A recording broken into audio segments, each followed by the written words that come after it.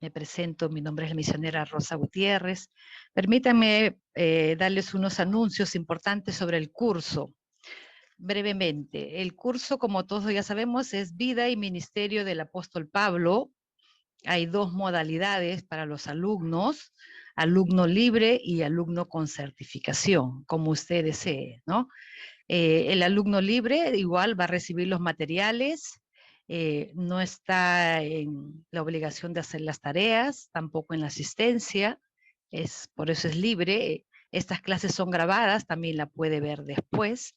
Y también hay en la otra modalidad en los alumnos con certificación, que reciben los materiales, pero sí tienen la responsabilidad de desarrollar las lecturas, las asignaciones del curso y enviarlas al WhatsApp del ministerio, ¿no? La asistencia también es obligatoria a lo largo de esta clase y de todas las clases que vienen, estas 5 sesiones, van a poner el link de la asistencia y hay que estar atentos para que usted pueda ingresar y sea parte de la asistencia que se va a tomar en cuenta a la hora de la certificación.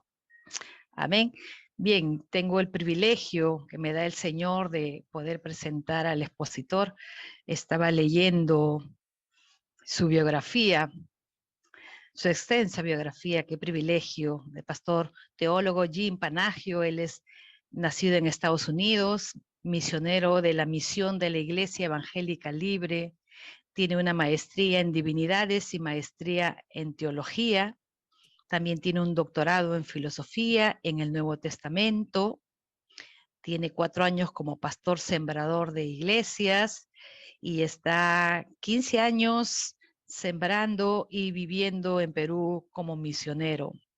El pastor Jim Panagio y su esposa Kay tienen 39 años de casados, 5 hijos y 10 nietos. ¡Qué bendición!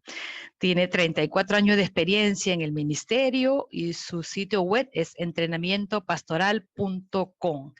Estos datos también los puede encontrar en el sílabo, si usted, para mayor información.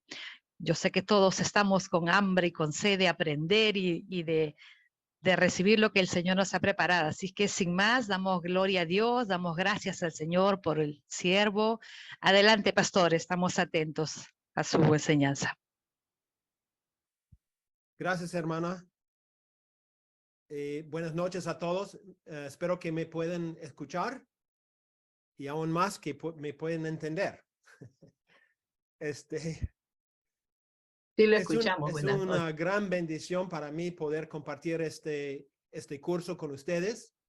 Estuvimos conversando con el pastor César y tratando de ver qué curso sería bueno compartir, y terminamos pensando en la vida y el ministerio del apóstol Pablo.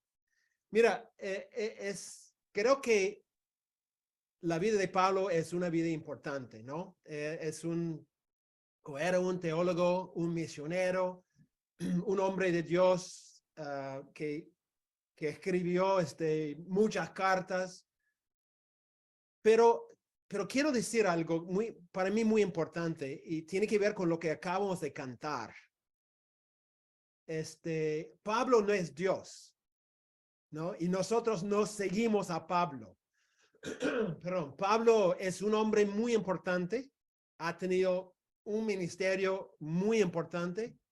Todos somos beneficiarios de todo lo que él ha escrito y lo que él ha hecho, pero no debemos olvidar jamás, nunca, que Cristo es el centro.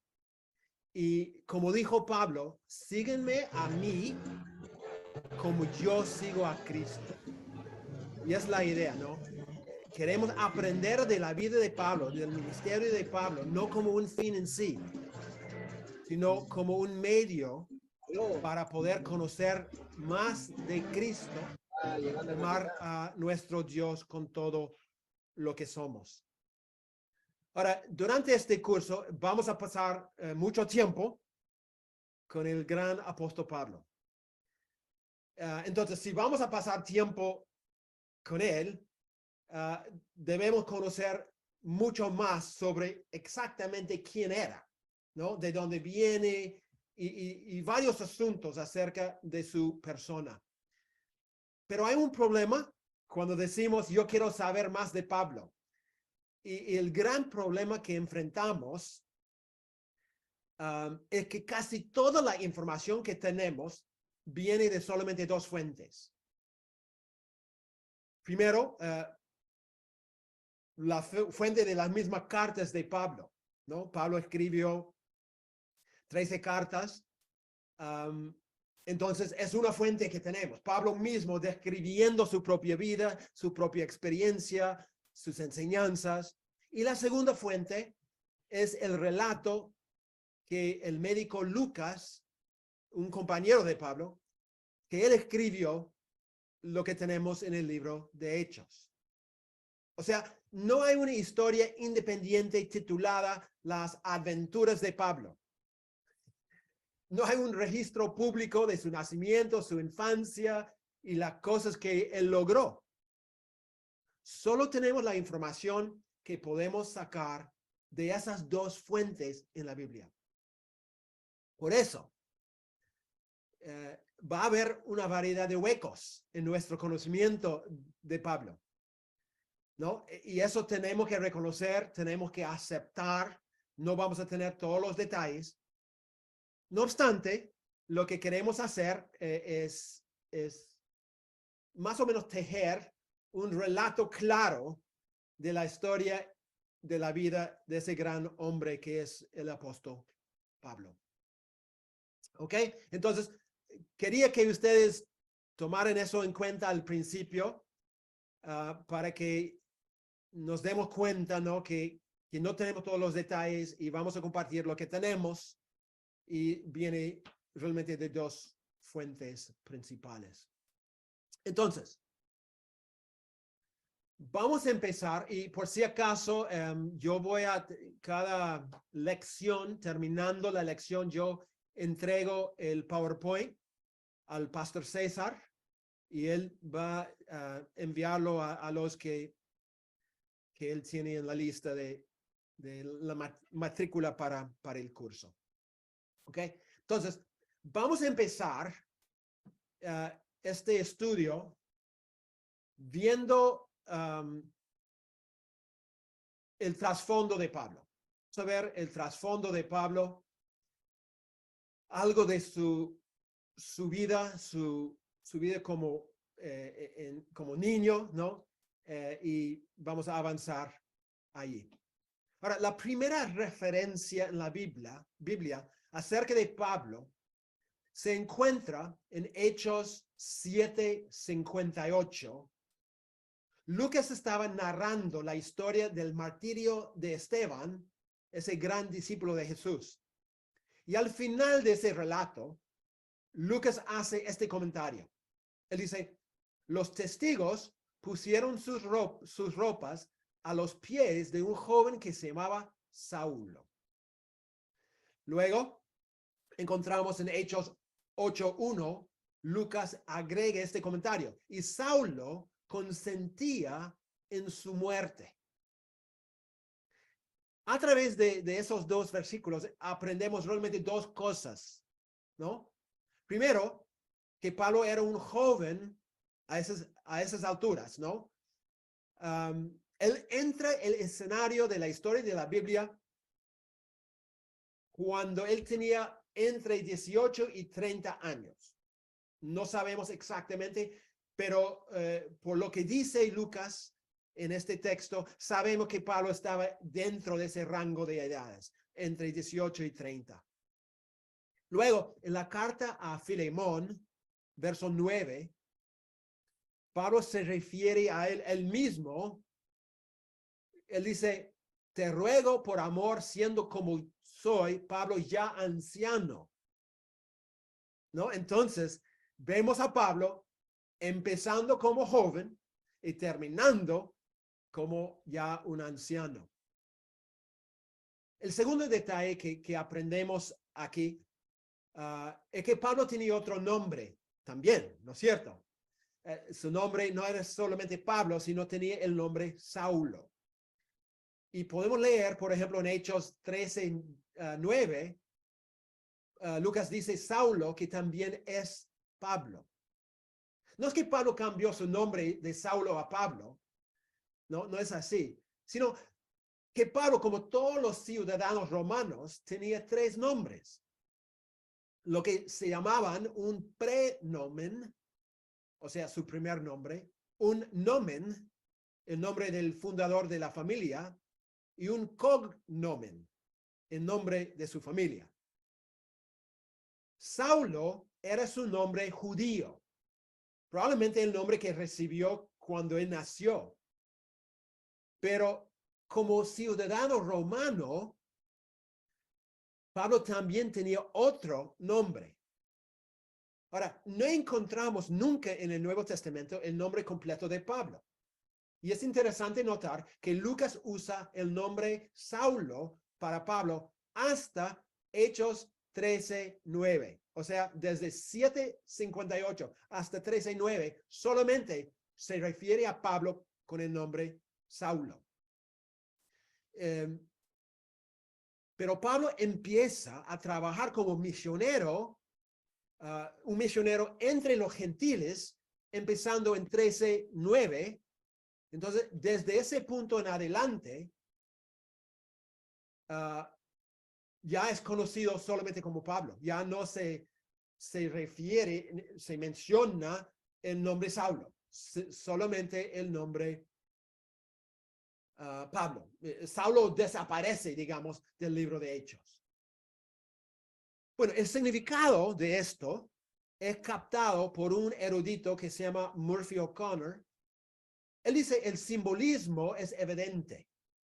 Un nombre semítico, o sea, judío, mientras Pablo trabajaba entre los judíos, y un nombre gentil cuando trabajaba entre los gentiles. ¿No? Tiene lógica, ¿no es cierto? Que se mencione su nombre judío cuando él estaba netamente trabajando dentro del mundo judío, pero cuando Pablo empieza a salir a trabajar entre los gentiles, ya se usa el nombre Pablo, el nombre romano que Pablo recibía como ciudadano romano. Ahora, en cuanto a sus rasgos físicos, no sabemos mucho. Pero hay una descripción física de Pablo en un libro apócrifo, escrito probablemente en el segundo siglo. El libro se llama Hechos de Pablo y Tecla. No es claro si podemos confiar en la fuente, ¿ok? Es un libro apócrifo, pero es interesante que en ese libro el autor describe a Pablo diciendo que Pablo era un hombre de pequeña estatura, completamente calvo, de piernas arqueadas, con buenas condiciones corporales, de ojos marrones, muy juntos, nariz algo ganchuda, lleno de gracia. Su apariencia era igualmente de hombre y de ángel.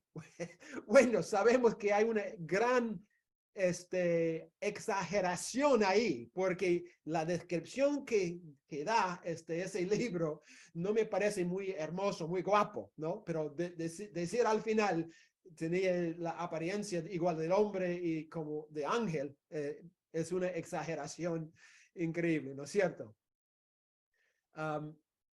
Bueno, ¿qué dice el Nuevo Testamento sobre los rasgos físicos de Pablo?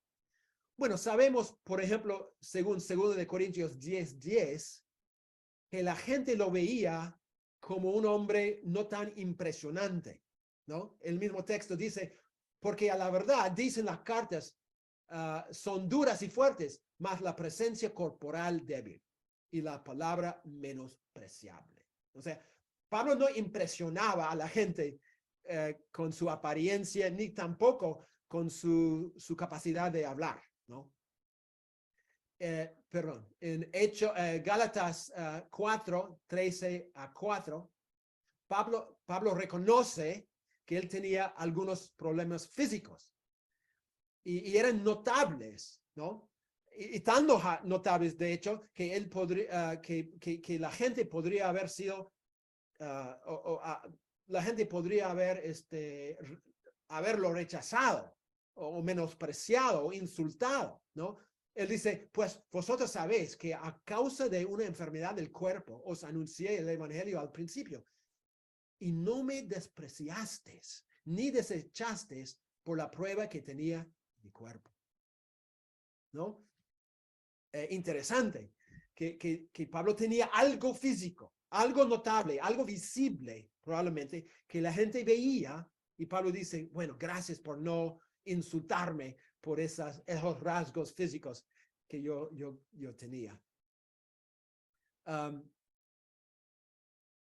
Bueno, impresionante o no en sus rasgos físicos, nosotros sabemos que Pablo era un hombre poderosamente transformado por el poder de Dios y usado grandemente para la gloria de Dios, ¿no es cierto? ¿No?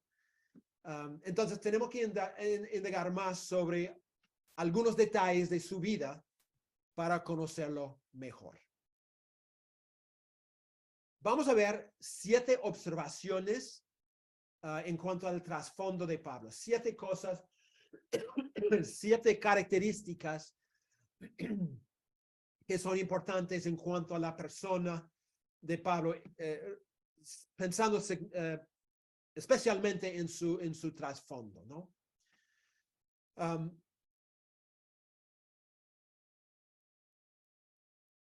Podemos preguntar, yo acabo de ver, ¿no? Pablo no era un hombre muy impresionante en cuanto a sus rasgos físicos, parece, ¿no?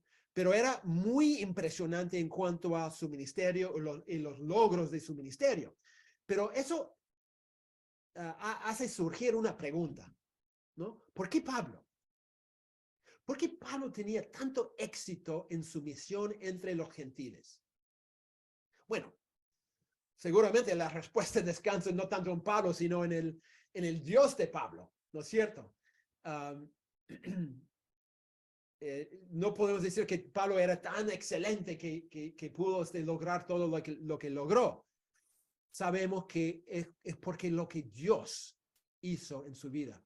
Entonces, la primera cosa que tenemos que ver es el impacto de Dios en la vida de Pablo. Sabemos que fue Dios que le eligió a Pablo y fue Dios que lo transformó por completo. Pero también fue la pasión ardiente que Pablo tenía por Cristo, ¿no? Su verdadero Señor, que también resulta en una vida tan impresionante. Su testimonio era radical. Dios le tocó la vida tan profundamente que le transforme de un perseguidor a un teólogo, de alguien que odiaba al cristianismo, a un misionero dispuesto a morir por el cristianismo. Entonces, mucho de su impacto se debe a esa transformación tan profunda. Un paréntesis. Yo creo que hay muchos creyentes dentro de nuestras iglesias, y quizás nosotros mismos, que no tenemos mayor impacto, que no tenemos mayor logros, que no somos tan impresionantes en nuestro cristianismo, porque no hemos experimentado esa transformación tan profunda. Yo creo que hay muchos cristianos culturales que realmente no han experimentado una transformación radical que cambió todo en su vida. Pero cuando una persona experimenta esa transformación que realmente hace un cambio tan total, tan radical en la vida, eso sí llega a ser evidente. No se puede esconder esa clase de transformación. Y Pablo experimentó eso. Ahora, ¿cuál fue el impacto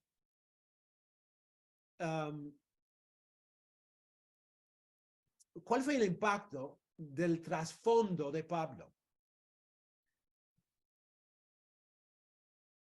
Bueno, hay ciertas realidades o hubo ciertas realidades en la vida de Pablo que le hizo un excelente candidato para ser un misionero en varias partes del mundo y un instrumento eficaz entre los gentiles, particularmente. Varias características, ¿no? Una de esas características fue que Pablo realmente era un hombre de tres mundos. Pablo era un hombre del mundo griego, el mundo judío y el mundo romano. Pablo, un judío, nacido en una familia judía, educado en la tradición judía, vivía como un judío. Eso es innegable. Pero por la mayoría de su vida, él vivía y viajaba fuera de Judea. Entonces se puede decir que él era un judío en la diáspora, ¿no? Fuera de Palestina, fuera de Israel, él vivía la gran mayoría de su vida. Era un judío viviendo fuera del centro del judaísmo, donde el templo no era entonces el centro de su fe, sino la sinagoga, que era otra realidad, donde también había muchas influencias de la cultura alrededor. El judaísmo fuera de Israel era diferente del judaísmo dentro de, especialmente Jerusalén, pero Judea, toda esa región, justamente por las influencias griegas que realmente existían fuera de Israel, ¿no? Entonces, judío sí, Pablo, pero también un judío inmerso en la cultura greco-romana. O sea, el segundo mundo de Pablo era el mundo griego. Pablo crecía en un contexto griego, hablaba griego, estudiaba la retórica griega y estaba familiarizada con la cultura griega. Eso se nota en todas sus cartas. Y es por eso que se nota cómo Pablo podía relacionarse con tanta facilidad con la gente griega. Y yo diría que eso es, hay evidencia de esto por la cantidad de convertidos griegos con los cuales él asociaba y viajaba. Finalmente, por supuesto, Pablo también vivía en medio del imperio romano. Era un ciudadano romano. Entonces estaba muy familiarizado con la vida, la cultura, las filosofías, el estilo de la vida de los romanos. Entonces, Pablo era un hombre de tres mundos, ¿no? Entonces, la vida de Pablo fue influenciada por esas tres comunidades, haciendo de Pablo un hombre únicamente calificado para hacer un impacto en los tres mundos. Y él hizo un impacto en los tres mundos. Y eso vamos a ver en el transcurso de este estudio. Ahora, como hemos visto, las fuentes de información son limitadas, entonces tenemos que acudir a las mismas palabras de Pablo para conocerlo mejor. Y hay varios pasajes donde Pablo se describe a sí mismo, y esas citas nos ayudan a conocerlo mejor. La primera cita que tenemos que examinar se encuentra en Hechos 21:39. Aquí Pablo anuncia a la muchedumbre en Jerusalén. Él dice, yo de cierto soy hombre judío de Tarso, ciudadano de una ciudad no insignificante de Cilicia. Ahora, a través de esta cita, vemos el cruce de los tres mundos en la vida de Pablo. Y aquí es donde queremos ver las observaciones acerca de la vida de Pablo. Primero, la primera observación. Pablo era de la ciudad de Tarso, en la provincia de Cilicia. Yo entiendo que no somos tan excelentes con nuestra geografía, especialmente en el mundo antiguo. Entonces, tenemos que ver algunos detalles sobre geografía para entender mejor la importancia de esto. Entonces, Pablo comenta en Hechos 22:3, yo de cierto soy judío, nacido en Tarso de Cilicia. Ahora, ¿dónde estaba ubicada la provincia de Cilicia? Bueno, pueden verlo aquí en rojo.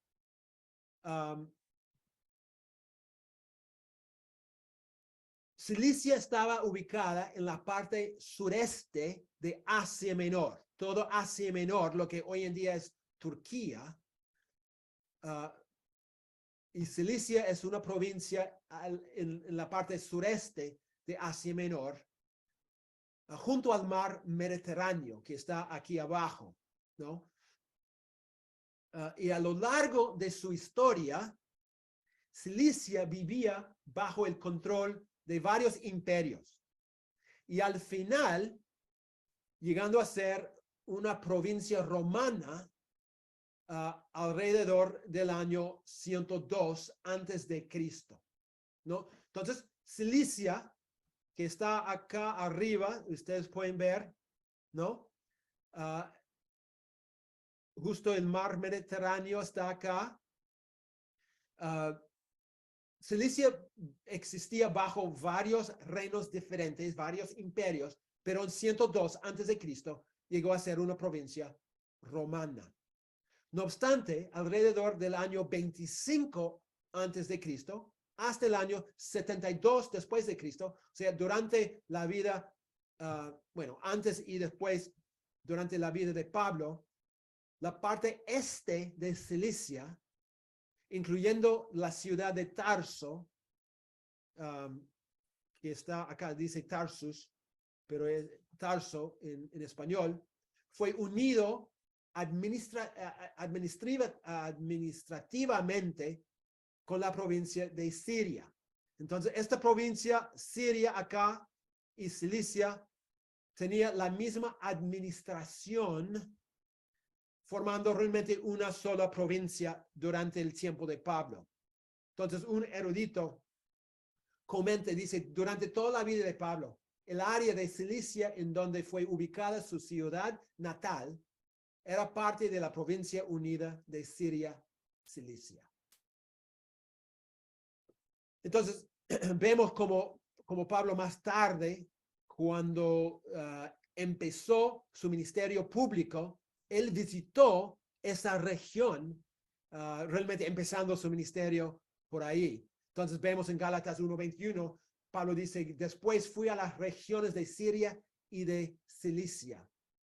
En Hechos 15:41, Pablo pasó por Siria y Cilicia, confirmando a las iglesias. Entonces, esa zona donde Pablo realmente creció, esa parte que Pablo conoció muy bien, era también, digamos, el terreno, uno de los terrenos donde él empezó su ministerio público. Ahora, más importante que Siria y Cilicia era la ciudad donde Pablo nació, la ciudad de Tarso. Y de hecho, un autor escribiendo finales del primer siglo comentó a los pobladores de Tarso: tu hogar está en una gran ciudad y ocupas una tierra fértil, porque encuentras las necesidades de la vida satisfechas en mayor abundancia y profusión, porque tienes este río fluyendo por el corazón de la ciudad. Además, Tarso es la capital de todo el pueblo de Cilicia. Entonces, ese autor está describiendo, ¿no?, la realidad en la cual Pablo vivía y crecía como niño, como joven, ¿no? Era una ciudad muy importante, era una ciudad próspera en el primer siglo, y llegó a ser la capital de la provincia de Cilicia en el año 67 antes de Cristo, a través de las victorias del romano Pompeo, ¿no?, el gran general del ejército romano, y mantenía su estatus privilegiado por muchos años. Entonces, Tarso, esa ciudad muy importante donde Pablo nació, tenía varias características importantes. Por ejemplo, no quería avanzar. Ok, ahí está. Por ejemplo, Tarso era una ciudad comercial. Una ciudad ubicada en la ruta principal entre Siria y la parte noreste de Asia Menor, y también estaba ubicada cerca del mar. Entonces, un autor comenta y dice, Tarso era un fuerte centro comercial, el nexo vial estratégico de las puertas de Cilicia. Ofreció a los comerciantes de Tarso muchas oportunidades de éxito comercial. Habrían tenido fácil acceso a la llanura central de Anatolia, al norte y al oeste, y a los principales mercados de Antioquía y las ciudades sirias al sur. La llanura fértil del río Sindus proporcionó numerosos productos para la exportación, incluido el lino y un producto local llamado silicium, elaborado con pelo de cabra. Entonces, Pablo nació y creció, vivió en una ciudad muy próspera, una ciudad comercial. Y Pablo aprendió, ¿no?, de esa realidad. Luego Pablo va a tener su propio negocio. Y Pablo no era un novato en ese sentido, ¿no? Segundo, Tarso tenía una ubicación estratégica. La ciudad atraía mucha gente muy importante, líderes intelectuales, comerciantes, etc. Y cuando Tarso llegó a la cima de su importancia, tenía más o menos, se estima, una población de 500,000 habitantes. Y solamente una porción de esa población eran ciudadanos, una porción nada más eran ciudadanos. Ahora, es claro entonces que Pablo crecía en un lugar donde todas las culturas del mundo se movían y pasaban. Entonces un autor comenta y dice, seguramente fue parte del diseño de Dios que el que era el misionero a las ciudades paganas fuera un hombre criado en una metrópolis pagana.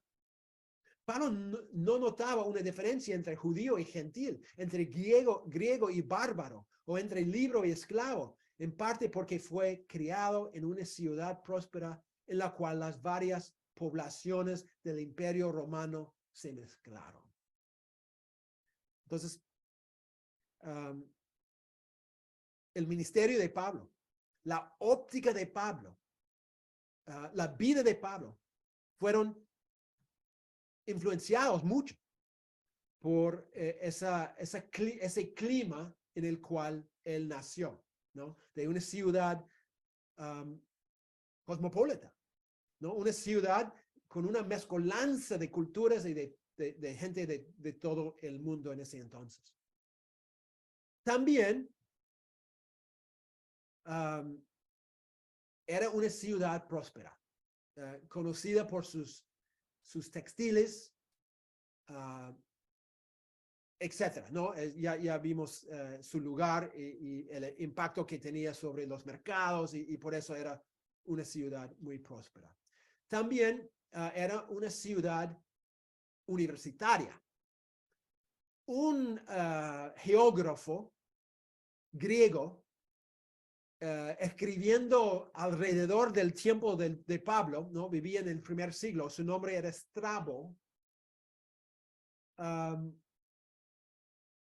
Él dice que, bueno, él comenta de ese punto que era una ciudad universitaria, una ciudad para los estudios.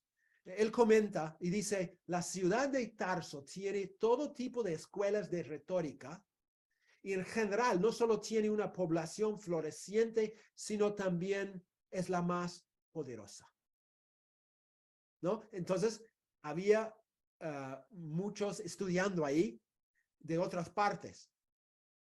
Y es por eso que un erudito se llama F.F. Bruce, comenta que Tarso era una ciudad universitaria donde mucha de su propia población, en vez de viajar a otras ciudades, como muchos tenían que hacer, mucha de la población se quedó ahí en Tarso para estudiar en la universidad. Entonces, obviamente, eso afecta también, ¿no? Afectó a Pablo probablemente también en su crecimiento.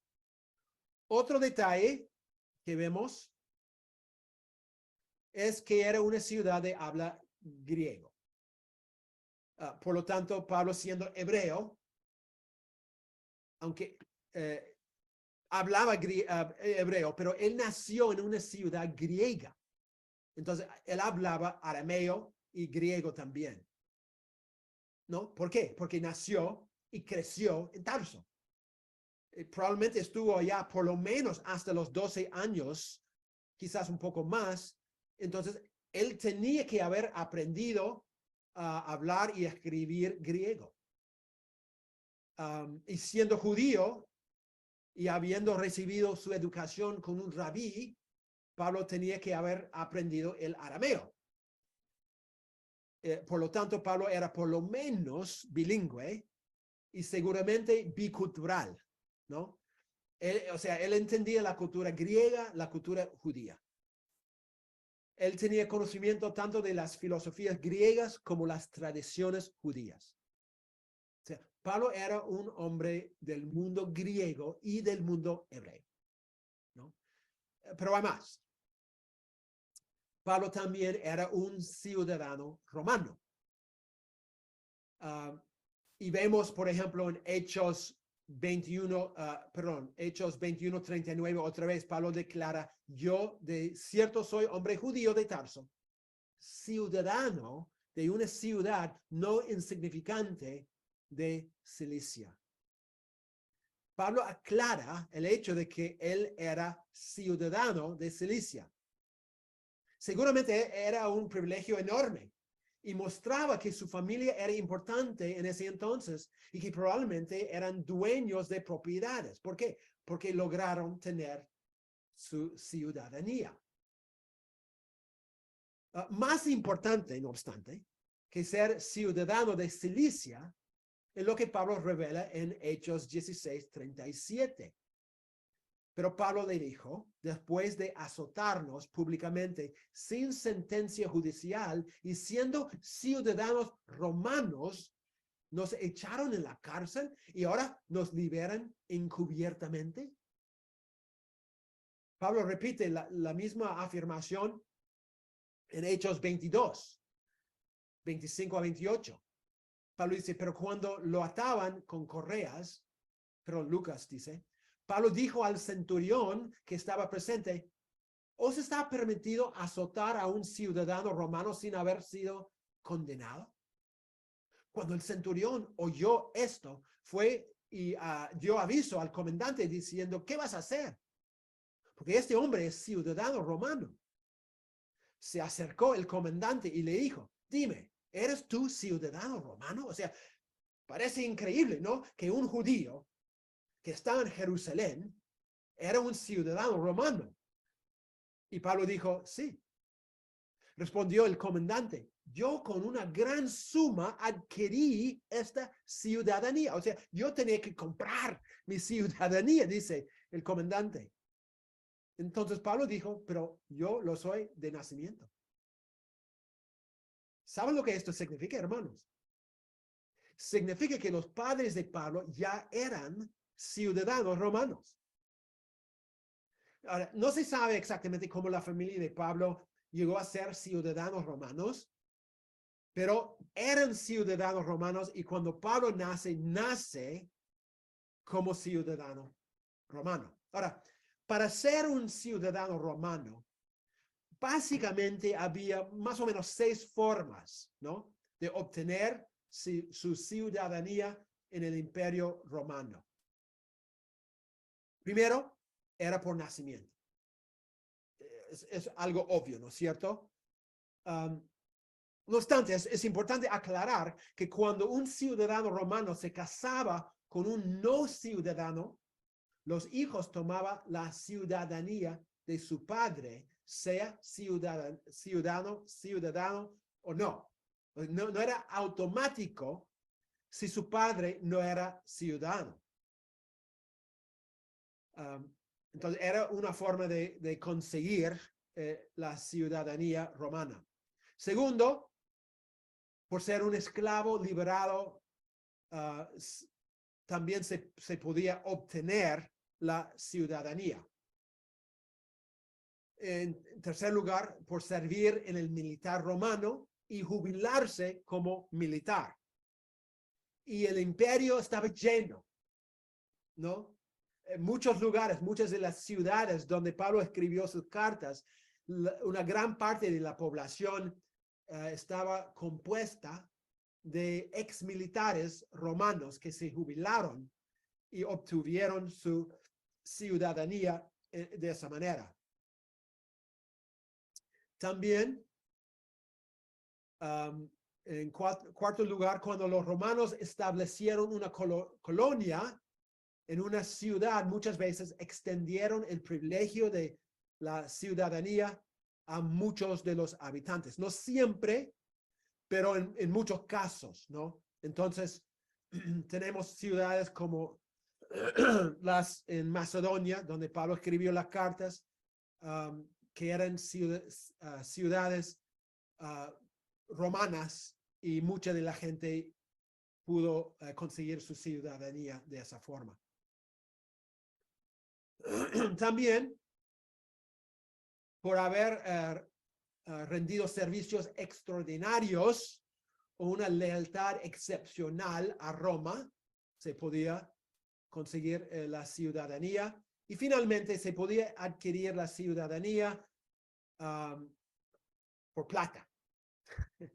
Aunque el precio generalmente era tan exorbitante que solo los ricos podían hacerlo. Pero era posible, y el comandante que habla con Pablo en Hechos dice, yo mismo he adquirido con plata mi ciudadanía.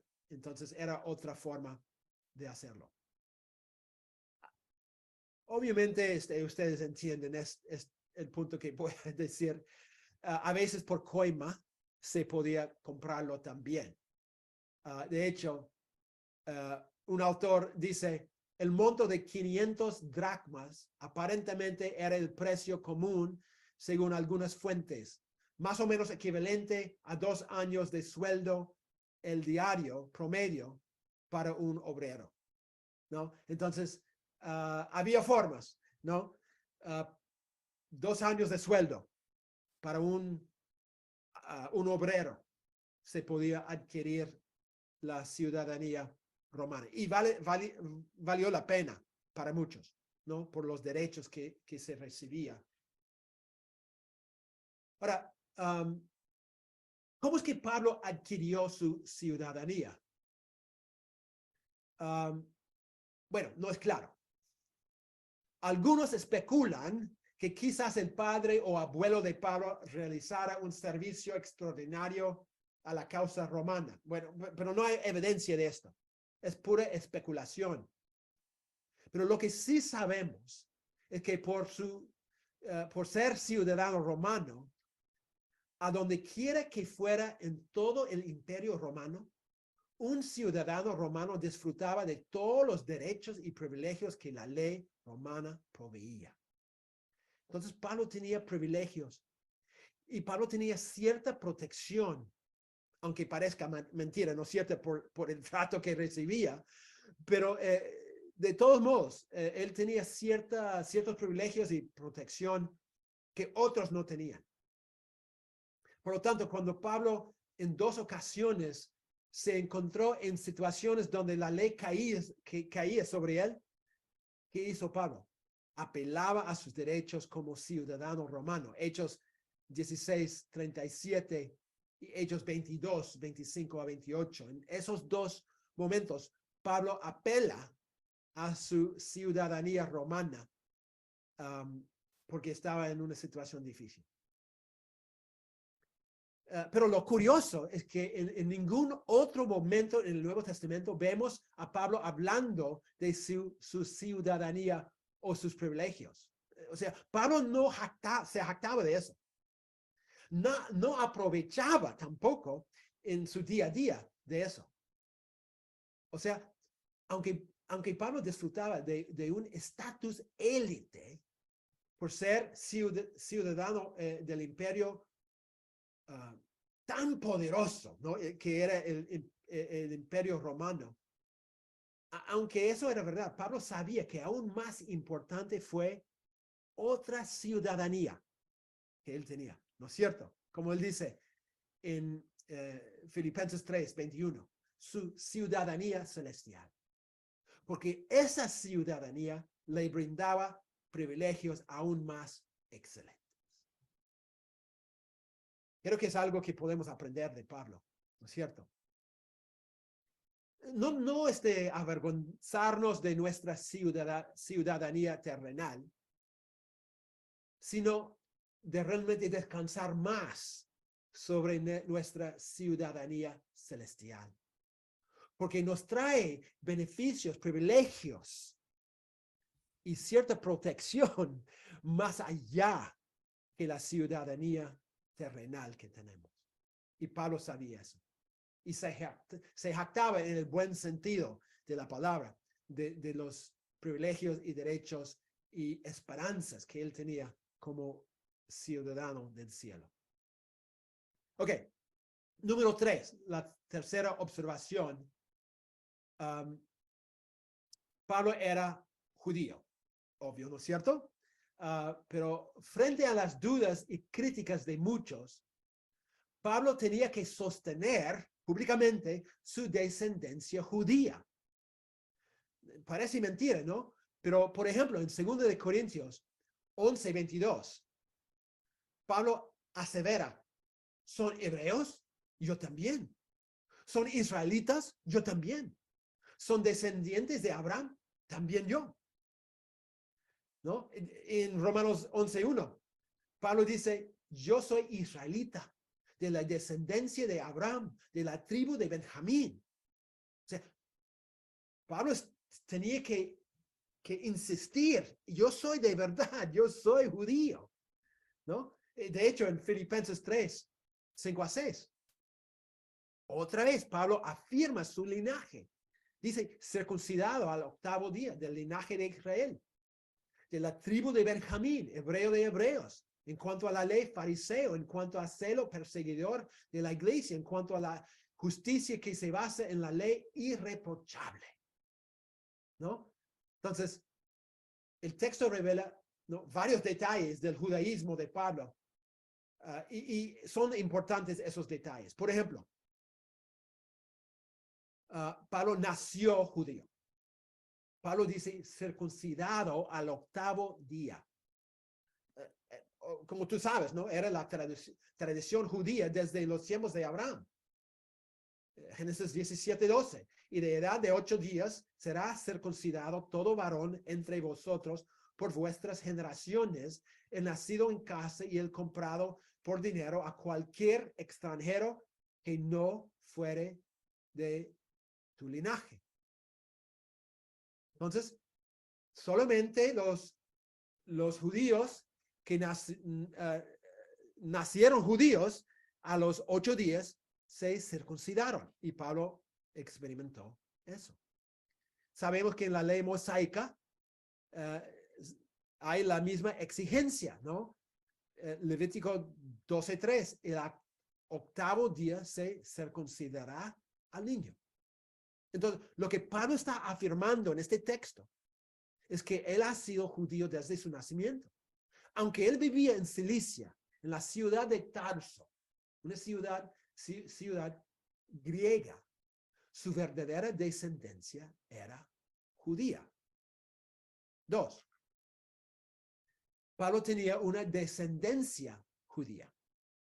Pablo nota en este texto de Filipenses que él era del linaje de Israel. O sea, Pablo no era un prosélito recién convertido, sino Pablo podía trazar su linaje a su origen. Él era israelita desde la sangre, ¿no? Y más concretamente, Pablo pertenecía a la tribu de Benjamín, una de las dos tribus que pertenecía a Judá después de la división del reino, ¿no? De hecho, su nombre venía del benjamita más conocido, ¿no? El rey Saúl. Y el hecho de que Pablo podía trazar su linaje a la tribu de Benjamín era importante porque, como dice un autor, debido a la cautividad en Babilonia, no todos los judíos de la época de Pablo, especialmente los de la diáspora, los que no vivían en Palestina, que no vivían en Israel, no todos pudieron rastrear su genealogía para establecer su ascendencia tribal. Pero Pablo demuestra que él sí podía. Él verdaderamente era un judío de sangre. Parece, ¿no? Detrás de todo esto, parece que muchos cuestionaban la pureza del judaísmo de Pablo. Probablemente porque Pablo era de la diáspora, ¿no? Por haber sido criado en Cilicia. Entonces la gente dudaba, ¿no? Por ejemplo, tú puedes decir, no, tú no eres peruano, tú naciste en Estados Unidos, ni hablas español, ¿cómo vas a decir que eres peruano? ¿No? Una situación similar quizás con Pablo. Número 3, Pablo era un hebreo verdadero. Él dice hebreo de hebreos, ¿no? La idea parece ser que Pablo era un hebreo de padres hebreos. Y esto era importante porque entre los judíos de ese entonces había dos grupos bien marcados. Los judíos de Palestina, judíos de la tierra madre, y los judíos de la diáspora, los judíos que vivían en el extranjero, fuera de Israel. Pero aún más allá, había una distinción más marcada entre los judíos helenistas, o sea, los judíos influenciados por la cultura, el idioma, las realidades griegas, y los judíos hebreos, ¿no? Por ejemplo, vemos en Hechos 6:1, Lucas comenta, en aquellos días, como creciera el número de los discípulos, hubo murmuración de los griegos contra los hebreos, de que las viudas de aquellos eran desatendidas en la distribución diaria. Los dos grupos eran judíos, pero había una distinción importante entre ellos. Literalmente, el conflicto era entre los helenistas y los hebreos. Los helenistas eran los judíos que hablaban griego y asistían a las sinagogas de habla griega. Muchos de ellos ni sabían hablar arameo o ni hebreo. Por el otro lado, los hebreos eran los judíos que hablaban arameo en su día a día y ellos asistían a las sinagogas donde adoraban en hebreo.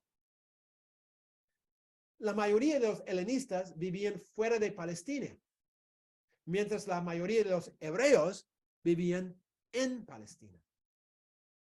Probablemente había ciertas diferencias de cultura y seguramente también de perspectiva, de óptica, ¿no? De cosmovisión también. Y es posible que a veces los hebreos miraban a los helenistas con desagrado, porque creían que los helenistas habían sido helenizados demasiado, o sea, influenciados por la cultura griega demasiado.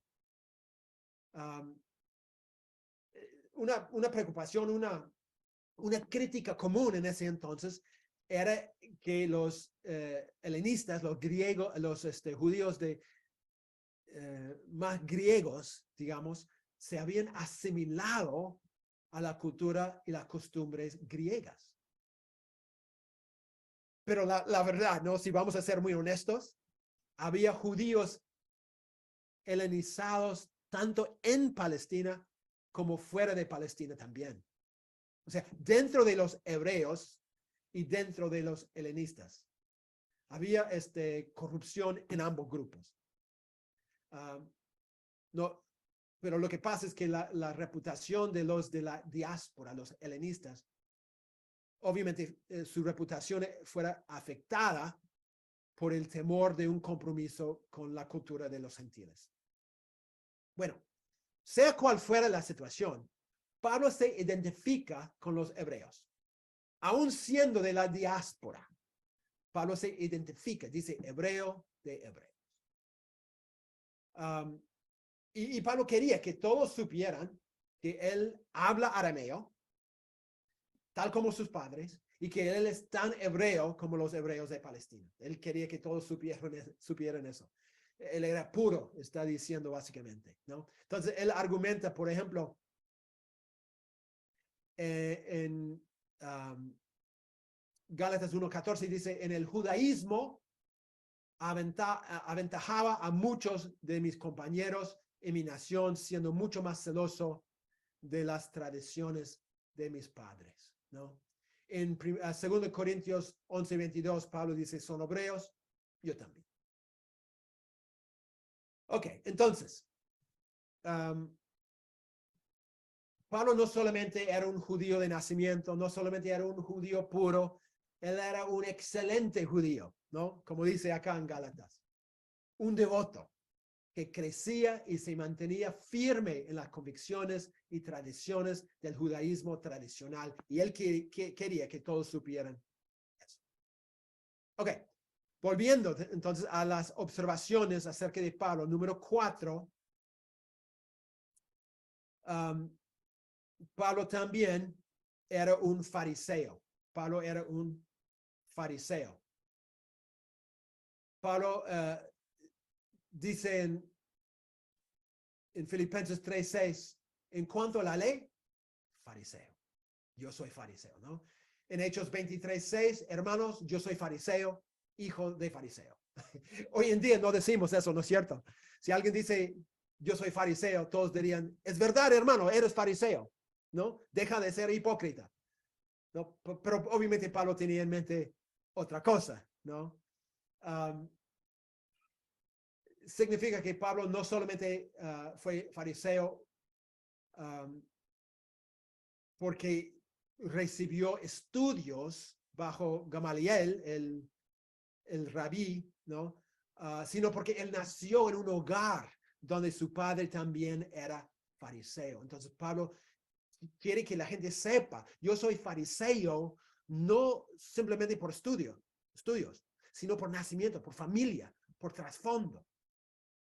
Entonces él dice en Hechos 26:5, yo desde el principio, si quieren testificarlo, conforme a la más rigurosa secta de nuestra religión, viví como fariseo. Pablo y su familia seguían el judaísmo según las creencias de los fariseos.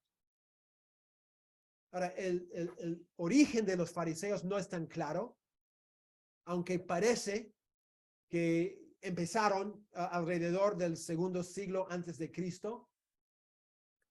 Durante ese tiempo había 3 grupos principales dentro del judaísmo: los fariseos, los saduceos y los esenios. Realmente eran los fariseos que impactaron más que cualquier otro grupo y impactaron más en el pensar del judaísmo.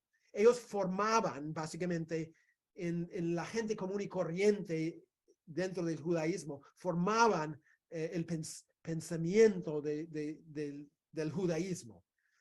Los fariseos eran maestros de la ley, eran eruditos que estudiaban y enseñaban la ley. Ese era su enfoque.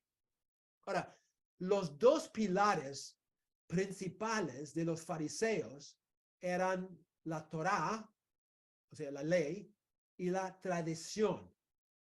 La Torá se refiere principalmente a los primeros 5 libros del Antiguo Testamento. O sea, era la palabra de Dios que tenía suprema autoridad para los fariseos. No obstante, esa ley tenía tenía que ser interpretada y aplicada a la vida diaria y a las distintas situaciones de la vida de los judíos. Y por lo tanto, cuando los escribas hicieron sus comentarios sobre la ley, esos comentarios llegaron a tener la misma autoridad que la misma ley. Esas tradiciones, es el nombre que se usaba, esas tradiciones componían la ley oral, ¿no? Entonces, había la ley escrita, ¿no? La ley escrita, que era la Torá, y la ley oral, que consistía al principio en las tradiciones, los comentarios de los escribas, por ejemplo. Y después, luego, fue escrito también, ¿no? Bueno, una cosa que marca una diferencia importante entre los saduceos y los fariseos es justamente este punto. Los saduceos aferraron a la ley escrita nada más, ¿no? Solamente la ley escrita. Pero los fariseos reconocían la autoridad de ambas, la ley escrita, la Torá, ¿no? Y la ley oral, las tradiciones.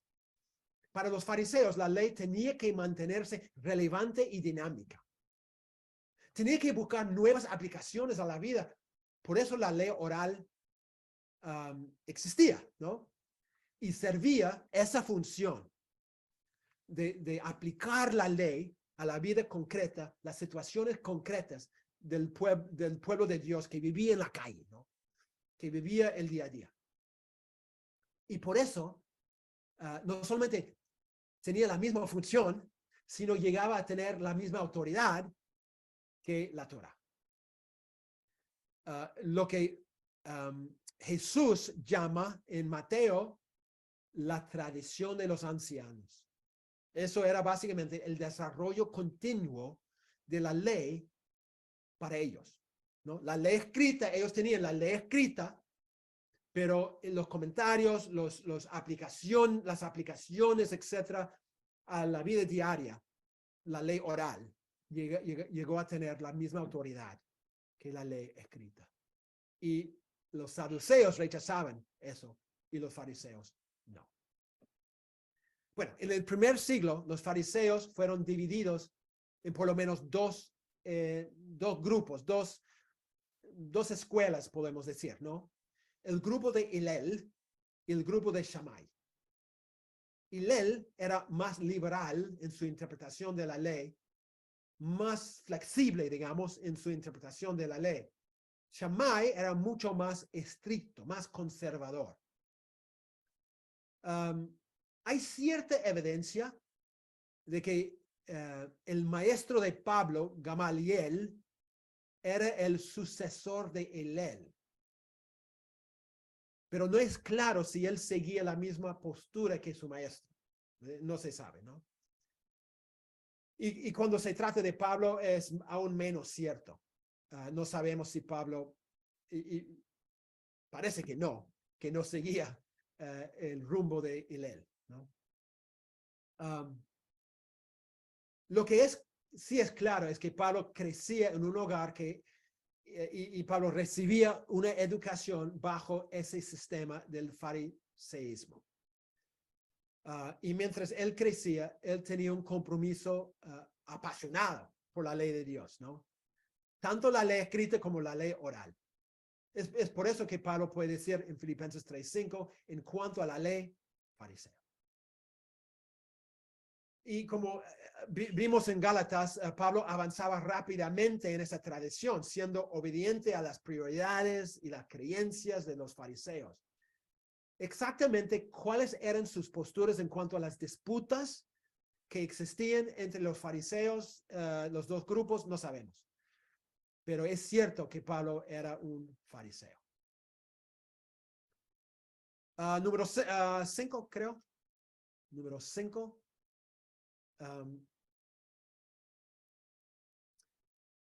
Pablo fue educado en Jerusalén. Tenemos como 10 minutos. Aunque Pablo nació en Cilicia, él se mudó a Jerusalén, probablemente como un joven que era normal, para estudiar, ¿no? Entonces vimos en Hechos 22:3, yo de cierto soy judío, nacido en Tarso de Cilicia, pero criado en esta ciudad, instruido a los pies de Gamaliel, estrictamente conforme a la ley de nuestros padres, celoso de Dios, como hoy lo sois todos vosotros. Pablo repite ese detalle una vez más en Hechos 26:4, mi vida, pues, desde mi juventud, la cual desde el principio pasé en mi nación en Jerusalén. O sea, cuando llegó el momento para su preparación académica y su preparación religiosa, los padres de Pablo lo enviaron a Jerusalén para estudiar bajo la tutela del fariseo más importante de su época, Gamaliel. Según un autor, Gamaliel era nieto del Rabí Hillel, como mencionamos, los dos siendo rabinos muy respetados. De hecho, un pasaje en la Mishnah, la ley oral escrita mucho tiempo después, dice, cuando el Rabí Gamaliel, el anciano, murió, la gloria de la ley cesó y la pureza y la abstinencia murieron. Otra exageración, ¿no? Pero está diciendo que era un hombre muy importante, un hombre muy piadoso, muy pegado a la ley. Y vimos, podemos ver en Hechos 5:34 en adelante, aparece Gamaliel como un rabí muy sabio, y podemos leer en ese texto, entonces levantándose en el concilio un fariseo llamado Gamaliel, doctor de la ley, venerado de todo el pueblo. ¿Te acuerdas, no? Lo que pasó en ese momento, ¿no? Gamaliel convence a los demás judíos que dejen a los discípulos, ¿no? Porque podrían ser instrumentos de Dios.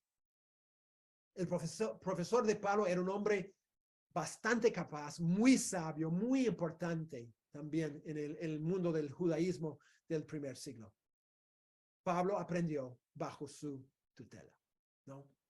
Ahora, no sabemos mucho de ese tiempo de estudio de Pablo bajo su profesor Gamaliel, pero se imagina que fue parecido a todos los estudios fariseicos de ese entonces, ¿no? Era algo normal. Como dice un erudito, estudiar para ser un rabí era una disciplina extremadamente rigurosa en el primer siglo. Pablo tenía que dominar tanto arameo, el lenguaje entre los ciudadanos de Jerusalén, y el hebreo, el lenguaje de las escrituras judías. Él tenía que dominar también el contenido de las escrituras y también todas las tradiciones orales acerca de ellas.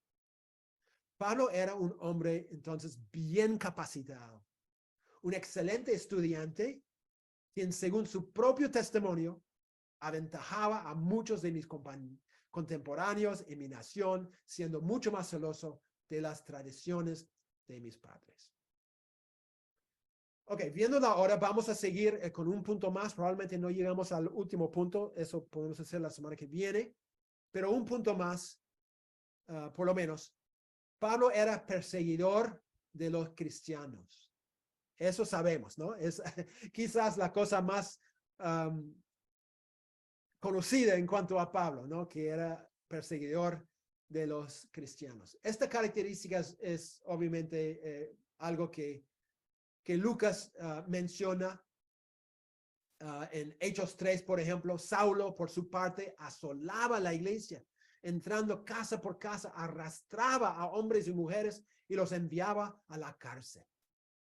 También en Hechos 22, 4 y 5, perseguía yo, dice Pablo, este camino, el cristianismo, hasta la muerte, prendiendo y entregando en cárceles a hombres y mujeres. Como el sumo sacerdote también me es testigo, y todos los ancianos, de quienes también recibí cartas para los hermanos. Fui a Damasco para traer presos a Jerusalén, también a los que estuvieran allí para que fueran castigados. En una oportunidad, Pablo comenta en 1 Corintios 15:9, porque yo soy el más pequeño de los apóstoles, que no soy digno de ser llamado apóstol porque perseguí a la iglesia de Dios, ¿no? Pablo reconoce lo que ha hecho. Bueno, finalmente, cuando Pablo describía su propia vida antes de conocer a Cristo, él resume la vida diciendo, habiendo sido yo antes blasfemo, perseguidor e injuriador. Las tres palabras que Pablo usa para describirse describen una persona que insulta a Dios, que intenta hacer daño a los que quieren seguirle, y una persona violenta, o sea, una persona que quiere destruir el cristianismo y quiere destruir el Cristo del cristianismo. Ese era Pablo. Una persona que odiaba el evangelio y odiaba a todos los que creían en el evangelio. Pablo era un hombre muy peligroso, un perseguidor de cristianos. Y todos los cristianos tenían miedo de él, por todo lo que él hacía y lo que ellos escuchaban de él, ¿no? Su vida fue marcada por el terrible deseo de destruir el cristianismo y destruir a los cristianos. Y la magnitud de su pasión por destruir el cristianismo se ve, por ejemplo, en su esfuerzo de terminar con ese movimiento aún fuera de Israel, ¿no? Pablo iba hasta ciudades en el extranjero para capturar y devolver a los herejes, ¿no? Según su óptica, los que violaban la ley judía, siguiendo el camino de Cristo. Por ejemplo, cuando Pablo fue a Damasco, ¿no? En Hechos 9:1, Saulo, respirando aún amenazas y muerte contra los discípulos del Señor, vino al sumo sacerdote y le pidió cartas para las sinagogas de Damasco, a fin de que si hallase algunos hombres o mujeres de este camino, los trajese presos a Jerusalén. Y un autor comenta, el comienzo de la persecución de los cristianos judíos helenistas los llevó a huir a áreas fuera de Judea. Es posible que haya habido algún tipo de política de extradición en vigor, mediante la cual los infractores de la ley, a pesar de que infringieron la ley fuera de Palestina, podrían ser devueltos a Jerusalén para ser castigados por la ley judía. Al parecer, tal política se instituyó originalmente en 142 a.C., pero fue redefinida por Julio César en 47 a.C. En su celo perseguidor, Pablo emprendió su viaje a Damasco para traer de regreso a los cristianos a Jerusalén. Si el documento que Pablo llevaba consigo no llegaba tan lejos como para darle autoridad legal, aparentemente al menos habría implorado la cooperación de los líderes de la sinagoga allí. Entonces, el celo que Pablo tenía, ¿no? Para pedir cartas de extradición y para viajar a otras ciudades y para hacer todo lo que hizo, es notable, ¿no es cierto? ¿No? Y otro autor comentando sobre el viaje de Pablo a Damasco, dice que Pablo resolvió que el sumo sacerdote ejerciera su derecho de extradición contra los fugitivos y le consiguió cartas para las sinagogas de Damasco. Entonces, como vemos, Pablo dedicaba su vida a destruir a los cristianos porque él quería mantener puro el judaísmo. Él era un gran perseguidor y temido por todos, ¿no? Ahora, ¿cuál fue el motivo de Pablo? ¿Cuál fue lo que le motivó a perseguir a los cristianos? Un autor comenta, fue por tanto como un fanático de la ley y las tradiciones ancestrales que Pablo persiguió a la iglesia. Pablo persiguió a los cristianos porque los veía como apóstatas de la ley, ¿no? Pablo veía a los cristianos como herejes, como judíos que rechazaban los caminos verdaderos de Dios para adoptar una teología errada. Pablo se veía como un agente de la verdad, protegiendo la pureza del judaísmo. Por ende, él veía como su responsabilidad, como su misión en la vida, terminar con los que querían dañar lo que era para él la única fe verdadera. No obstante, gracias a Dios, justo en medio de ese viaje, donde Pablo estaba muy ocupado maltratando a los cristianos, a las mujeres, a los hombres, a todos, ¿no? Cristo intervino y transformó la vida de Pablo. Y tal era así que la gente decía de él, en otro tiempo nos perseguía, ahora predica la fe que en otro tiempo combatía. Qué lindo, ¿no es cierto? Qué bonito lo que este texto nos dice. Bueno, me parece que se acabó la hora. Habíamos dicho hasta las 9 y podemos tener un tiempo de preguntas y respuestas. Entonces, si hay preguntas, yo puedo contestar las preguntas.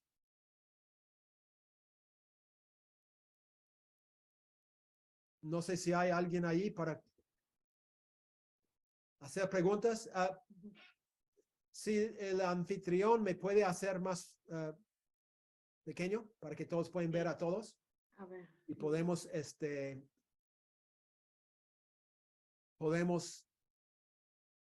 ¿dónde está? No estoy viendo. Ok, ahora estoy viendo. Perdón, se me fue. No sé si hay preguntas. ¿Alguien quiere hacer una pregunta? Amados hermanos, los invitamos a poder realizar sus preguntas con respecto al tema del día de hoy. Los pueden ir escribiendo por el chat y también se están habilitando los micrófonos para que en todo caso puedan prenderlos y poder participar de este tiempo. Hermana Joy. Sí, muchas gracias.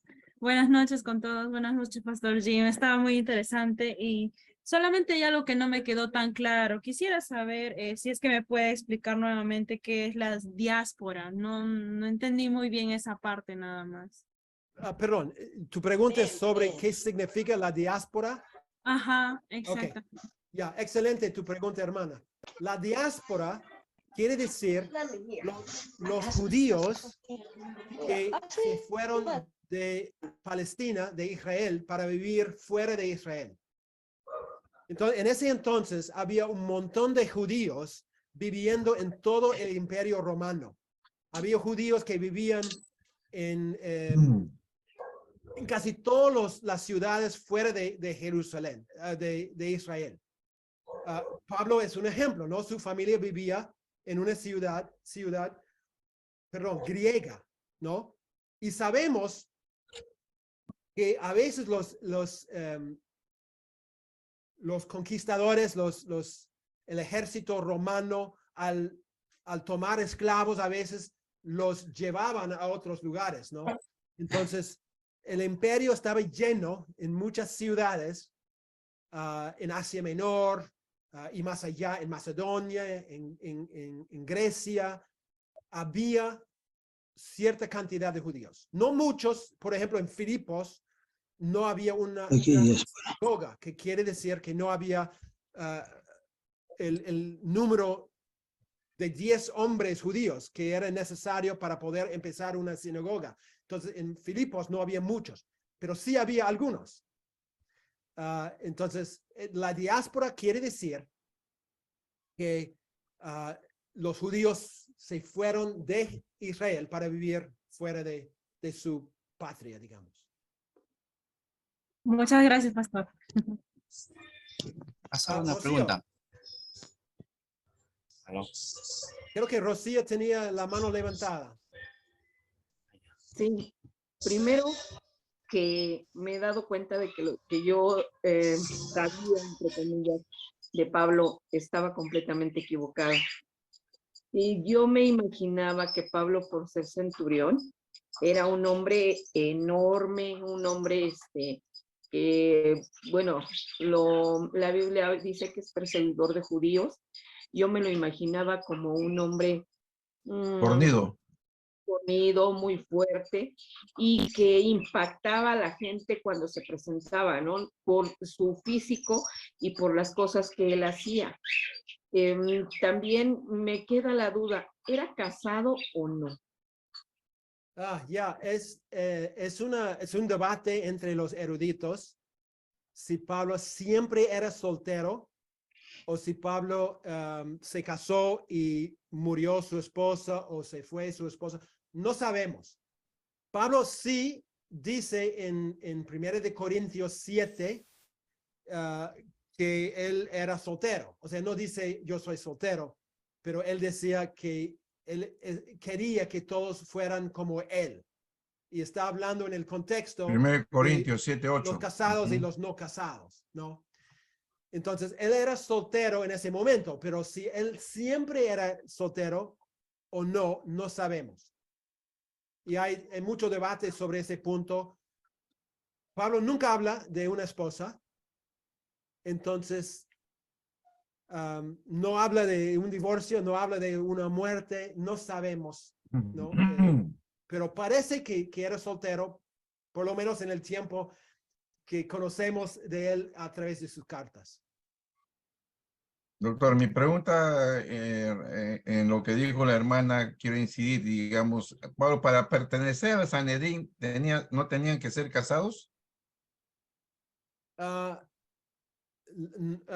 estoy seguro, no me acuerdo de ese punto, hermano, pero Pablo no era parte del Sanedrín.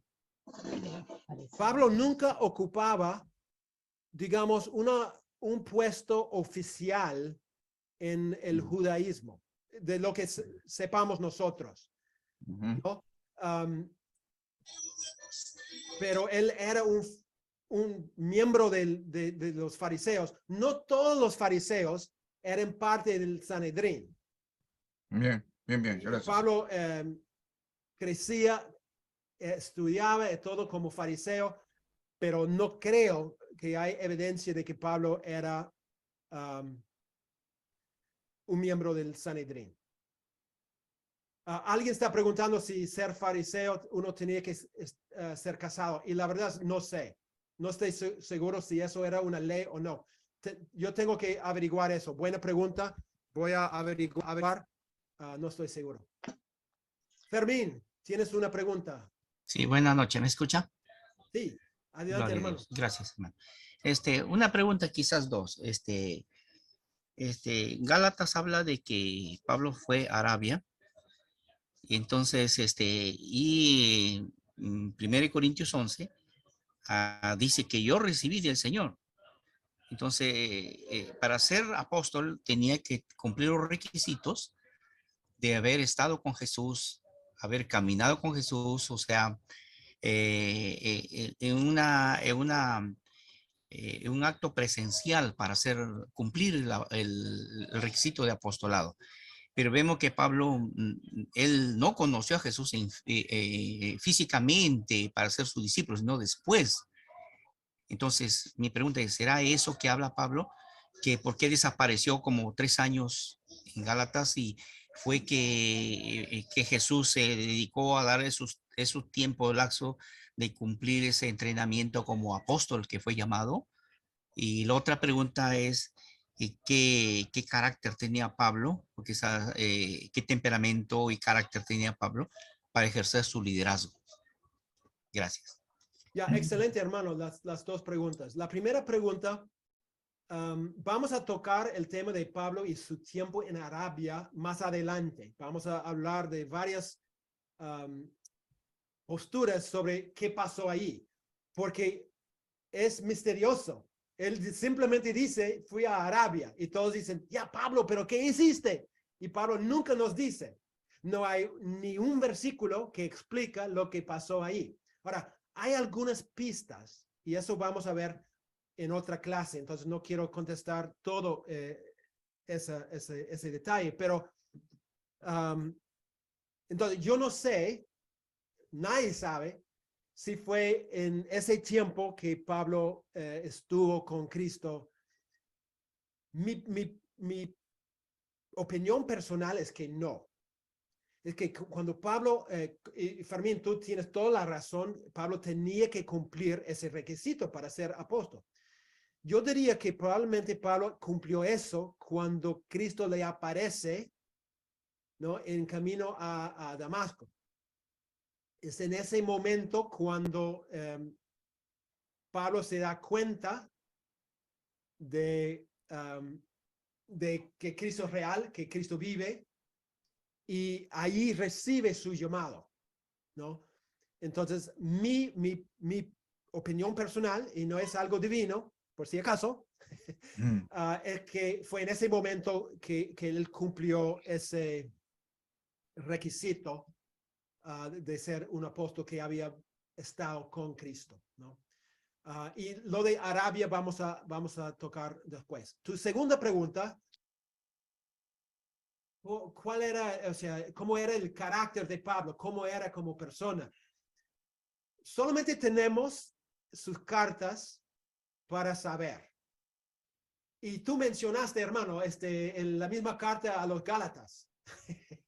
¿Y qué dice Pablo en esa carta? Él dice, por ejemplo, oh Gálatas insensatos, ¿no? Habla de querer, ¿cuál es la palabra? Quería cortar, quería circuncidar y más allá a los que estaban circuncidando. Me explico, ¿no? Pablo quería cortar todo, no solamente la cima, él quería cortar todo. O sea, Pablo era una persona, a mi parecer, de un carácter muy fuerte, ¿no? Era una persona apasionada. Y vemos eso en varias de sus cartas. Por ejemplo, el amor que tenía para la iglesia de Tesalónica. Él habla con ternura con ellos. Su carácter también de gozoso, como vemos en Filipenses, ¿no? Entonces, Pablo era una mezcolanza, yo creo que era una persona complicada en algunas formas, ¿no? Porque tenía un carácter muy fuerte, a mi parecer. Tenía valentía para meterse en cualquier situación. Pero también podía ser muy tierno, ¿no? Muy íntimo en su conversación con la gente, muy comprensivo también. Entonces era una persona de un carácter, digamos, múltiple, variado. No sé si otros tienen opiniones o comentarios sobre ese detalle, pero es como yo lo veo, ¿no? Pastor Jim, buenas noches. Buenas noches. Hay un texto también en 2 de Corintios capítulo 11, versículo 6, donde en primera persona Pablo está hablando. Él está hablando acerca de la defensa de su apostolado. Y en el versículo 6 dice, pues aunque sea tosco en la palabra, no lo soy en el conocimiento, ¿no? O sea, él mismo se hace notar que hay un temperamento un poco fuerte y hasta él mismo se pone de tosco, ¿no? En la palabra, ¿no? Ese es un texto entre de repente otros, como bien dice usted, que demuestran también su parte tierna, ese amor, es un pastor, ¿no? Esa parte pastoral, porque no deja de ser, el hecho de que tenga este amor pastoral, no deja de que en algún momento, como muchos de nuestros siervos han tenido que ser firmes con nosotros y hasta nosotros nos hemos visto tal vez un poco tosco, pero él mismo se está autodenominando ahí, ¿no? Aunque sea un poco tosco en la palabra. Excelente, y yo quería... hermana, excelente, sí. Es otra muestra, ¿no? De que tenía un carácter muy fuerte, muy... no tenía miedo en enfrentar a otros, ¿no? Por ejemplo, lo que hizo con Pedro.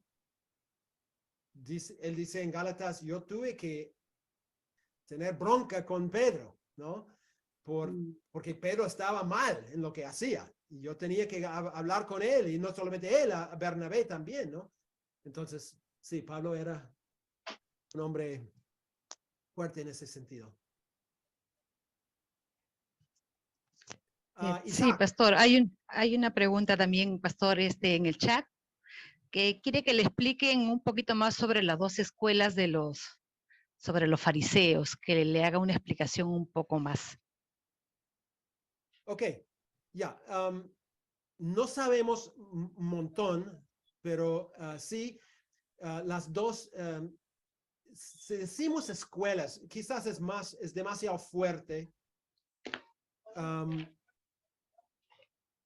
porque no eran, digamos, escuelas formales, pero eran dos ópticas más o menos. Shammai era el rabí conservador y Hillel era un rabí más liberal. Por ejemplo, cuando Jesús está hablando del divorcio, ¿no? Él toma la postura de Shammai, que era una postura recontra conservador en cuanto al divorcio. Hillel, en los escritos que hablan de él, Hillel decía que se podía divorciarse por casi cualquier motivo.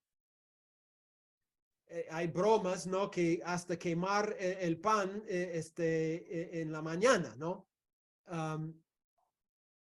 Entonces, él era muy liberal diciendo que se podía divorciar porque hay incompatibilidad, por ejemplo. Pero Shammai decía que no, para nada. No, o sea, entonces, eran dos ópticas diferentes en cuanto a la interpretación de la ley. La de Hillel era más flexible y más liberal en cuanto a su interpretación, y Shammai y los que seguían su postura eran muy conservadores, muy pegados a la letra de la ley, digamos. Entonces, básicamente es la idea. ¿Es lo que quería saber?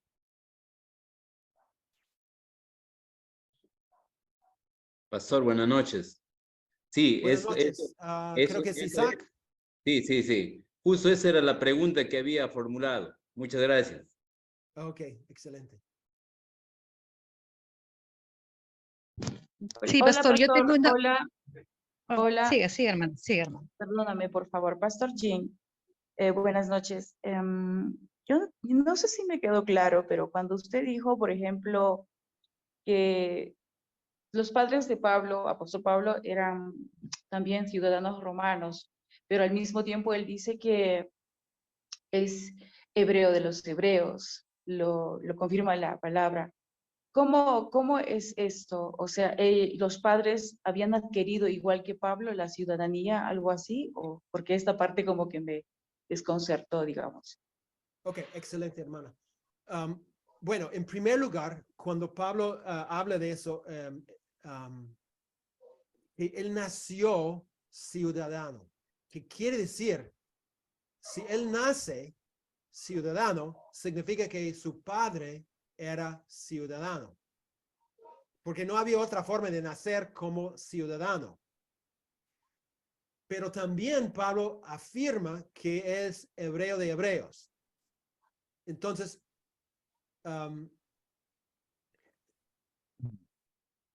Pablo no está diciendo que por eso no era ciudadano romano, está diciendo a pesar de nacer fue en la diáspora, fuera de Israel, en mi hogar, en mi familia, éramos de verdad hebreos, de sangre hebreos, ¿no? Tenemos un linaje, dice Pablo,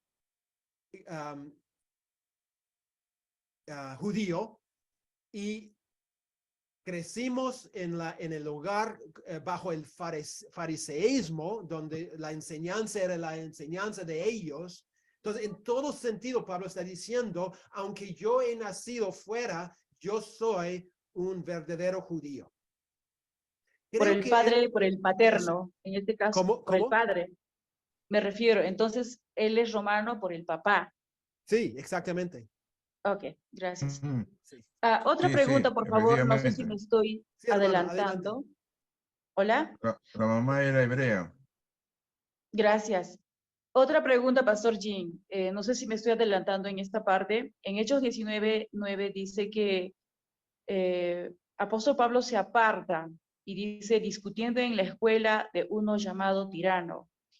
Y bueno,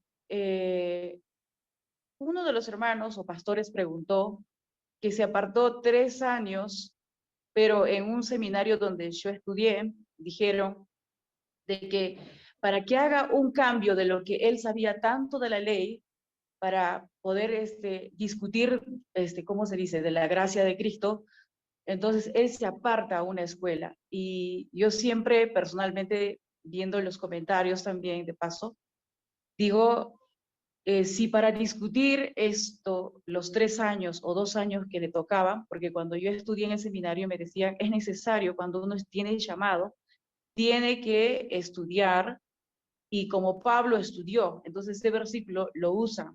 Y tal vez posiblemente sea esta cuando se aparta. No sé si estoy tal vez adelantando o diciendo, no sé, si me puede ayudar en esto. Ok, dos cosas. En Hechos, cuando habla de Pablo yendo a la escuela de Tirano, era para enseñar, no para estudiar. Ok. Pablo estaba predicando y encontró oposición.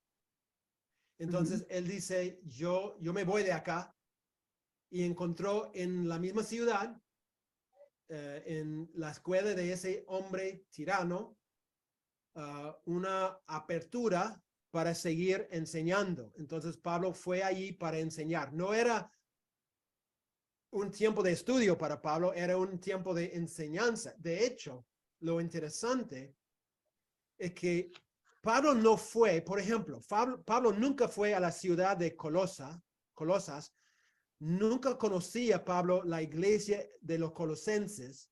Él no levantó esa iglesia, fue Tíquico. Y Pablo, o Epafras, uno de los dos, no me acuerdo. Pablo, enseñando ahí en la escuela de Tirano, varios de sus alumnos, ellos fueron llevando las enseñanzas, y fueron ellos empezando varias de las iglesias en Asia Menor. Entonces, no podemos usar ese texto para decir que Pablo se preparó. Pablo estaba preparando a los demás. Sí. Y tampoco podemos usar el texto que habla de que él fue a Arabia, porque no sabemos si eso fue el propósito por el cual él fue a Arabia. El texto nunca dice. Hay muchos supuestos, muchas ideas, y vamos a hablar de las distintas posturas más adelante. Sí, porque a mí me interesaría saber cómo él desaprende la ley que le hacía perseguir a los cristianos para abrazar la gracia de Cristo. Eso es lo que, digamos, que me llama mucho la atención. Bueno, esto sería hasta aquí mi pregunta. Muchas gracias, Pastor G. Ok, hermana. Solamente un comentario. Sí. Pablo crecía con un conocimiento muy profundo, muy exhaustivo de la ley. Y se nota eso, y sabemos que el cristianismo se construye por encima del judaísmo. No es el judaísmo moderno, no es un judaísmo reparado, no para nada, es algo nuevo, pero tiene como base las verdades, las escrituras del judaísmo, ¿no? El Nuevo Testamento, el Antiguo Testamento.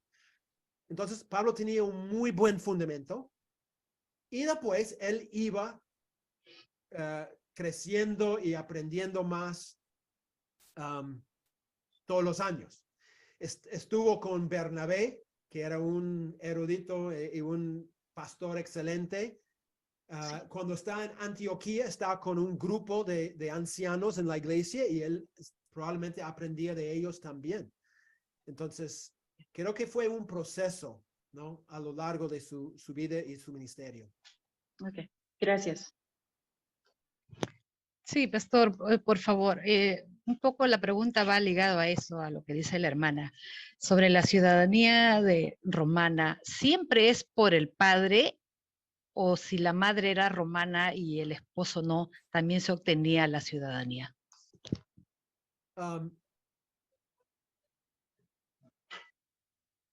No, o sea, es por la persona que es ciudadano, ¿no? Estoy buscando acá un segundo. Donde yo cito para repetir eso.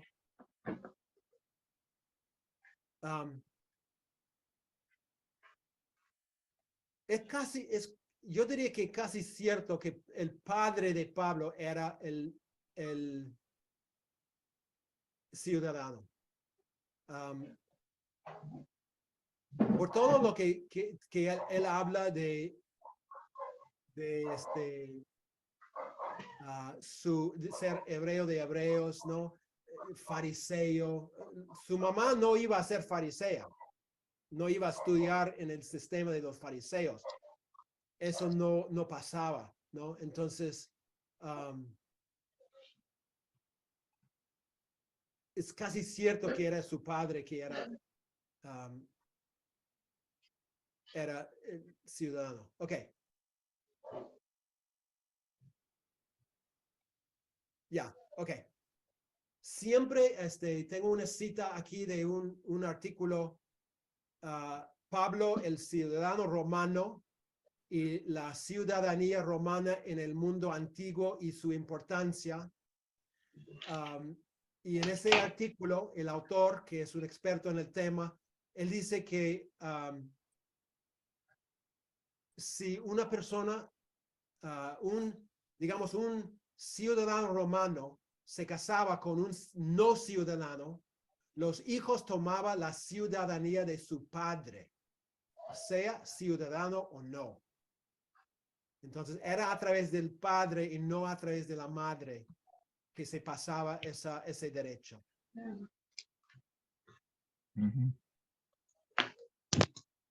Gracias, pastor.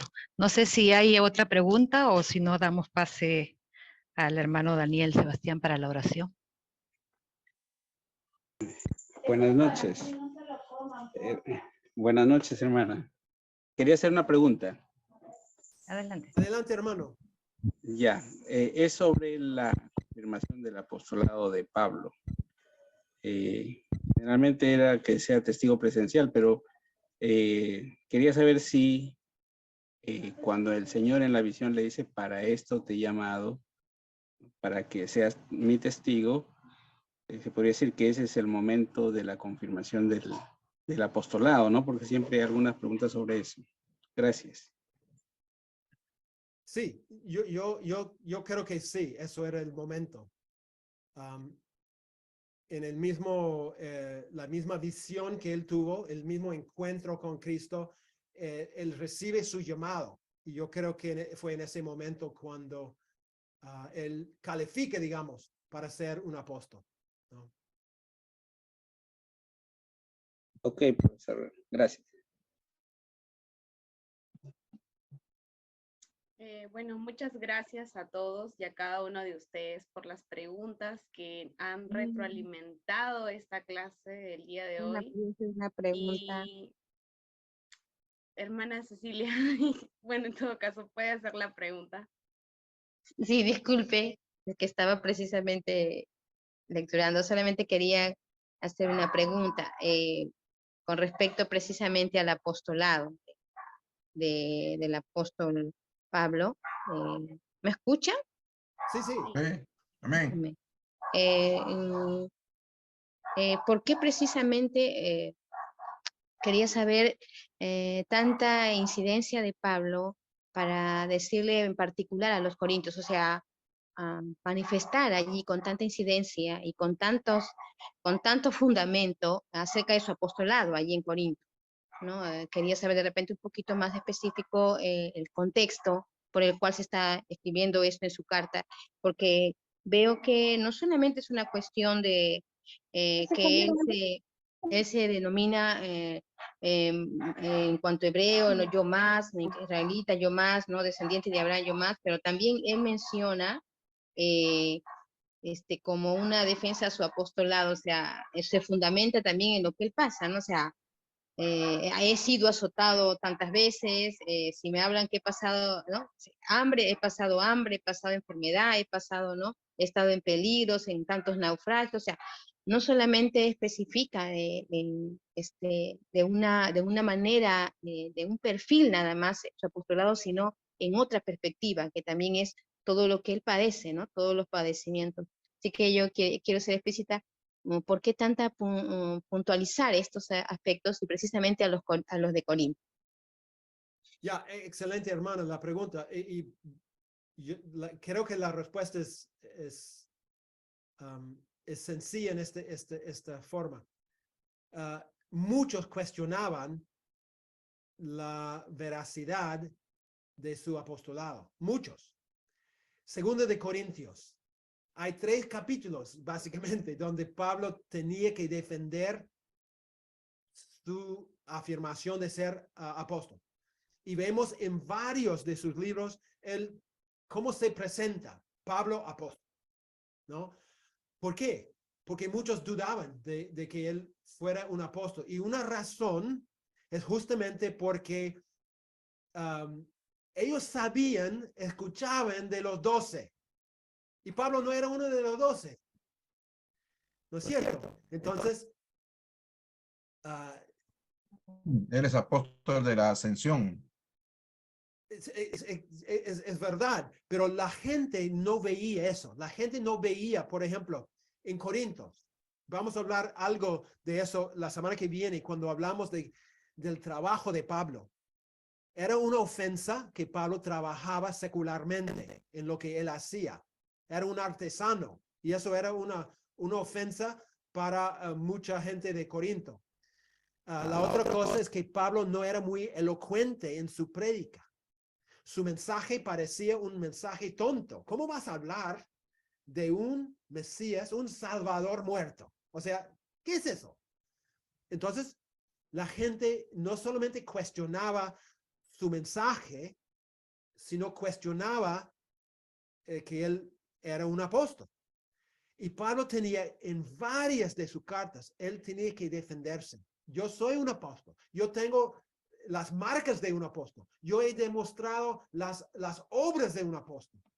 Yo he visto a Cristo. No, él tiene varias formas de defenderse porque muchos dentro de la iglesia de Corinto, en Gálatas, en otros lugares también, la gente dudaba del apostolado de Pablo. Y por eso él tenía que insistir. ¿Por qué? Porque si Pablo no fuera un apóstol, entonces sus cartas no tendrían autoridad. Y si sus cartas no tuvieran autoridad, entonces su misión no tenía autoridad. Y todo cae, todo cae. Entonces Pablo tenía que mostrar que yo sí de verdad soy apóstol.